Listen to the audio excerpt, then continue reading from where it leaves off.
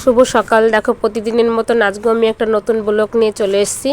দেখো আমাদের আর সিঁড়িটাই সব ঢালাই হয়ে গেছে, আর এদিক দিয়ে দেখো সিঁড়ির উপরে যে গাঁথনিটুক করতে হয় সে গাঁথছে। এর মধ্যে দেখো তো এদিক দিয়ে ওয়াটার লেভেল করতে হবে বলে উপরে চলে আসলাম আমি।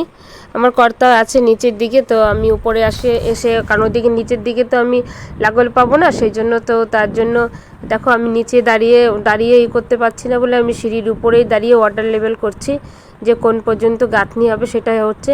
আর গাঁথছিলাম আর তার আগেই দেখো ইটগুলো সব সিঁড়িতে অর্ধেক অর্ধেক করে তুলে নিয়েছি। কারণ কি জানো, ওই যে মাঝখানে না অনেকটা দূর হয়ে যায় উপর আর নিচ করতে, তার সিঁড়িতে অর্ধেক ইট উঠে নিই, আবার ওখান থেকে অর্ধেক ইট তুলে তুলে দিই। তাই দিক দেখো ওয়াটার লেভেলগুলো করে দেখো ওয়াটার লেভেলটা করা হয়ে গেছে। এখন আমি নিচে চলে আসবো জানো তো আজকে আমাদের বাড়ি থেকে না দেল আসবে। কারণ কি যে এই মাসে দেল আসে না কিন্তু আসবে, তার নিমন্ত্রণ করে গেছে।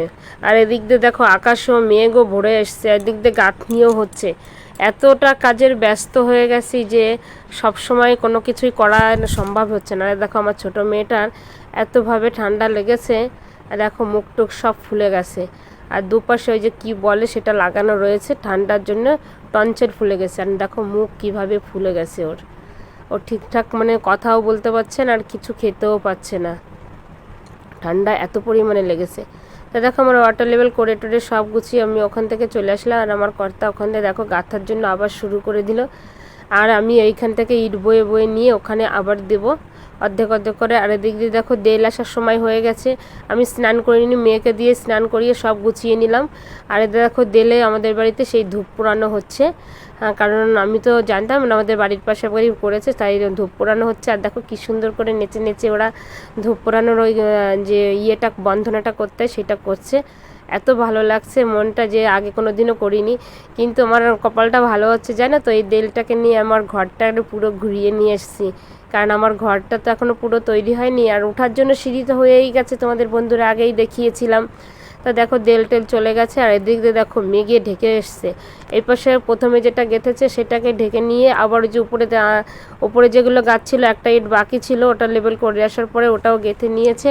গেঁথে নেওয়ার পরে দেখো আমি বস্তা নিয়ে উপরে চলে গেলাম ঢাকার জন্য, কারণ মেঘে পুরো ঢেকে এসছে। দেখো আজকে আর বেশি একটা কিছু দেখানো হবে না, কারণ কি যেভাবে মেঘ হয়ে আসছে অন্য অন্য কাজে এত ব্যস্ত হয়ে যাব, সেই জন্য আজকে ব্লগটা আমার এই পর্যন্তই শেষ করতে হচ্ছে। তো তোমরা প্লিজ কমেন্ট করো, শেয়ার করো, সঙ্গে থেকো। আর অনেক দিন হয়ে গেছে কেউ কোনো কমেন্ট করছো না, আমি বুঝতে পারছি না আমার ব্লগটা কি সবার পছন্দ হচ্ছে কি না। হ্যাঁ কমেন্ট করলে তখনই তো আমি বুঝবো। আমার ঘরটা দেখেছো তো, আমরা দুজনে মিলেই করছি, আমি তো হেল্পারই করছি, কিন্তু তাও তোমরা তো কমেন্টে কিছুই বলছো না যে বৌদি কি দিদি ঘরটা সুন্দর হচ্ছে, কীরকম হচ্ছে ওরম হচ্ছে, কিছুই তো তোমরা বলছো না, শুধু তোমরা দেখেই যাচ্ছ। একটু মাঝে মাঝে কমেন্ট করলে একটু ভালো লাগে। দেখো ওইখানে আবার এই বস্তার উপরে ইটও দিয়ে দিলাম। তো আজকের ব্লগটা আমি এখানেই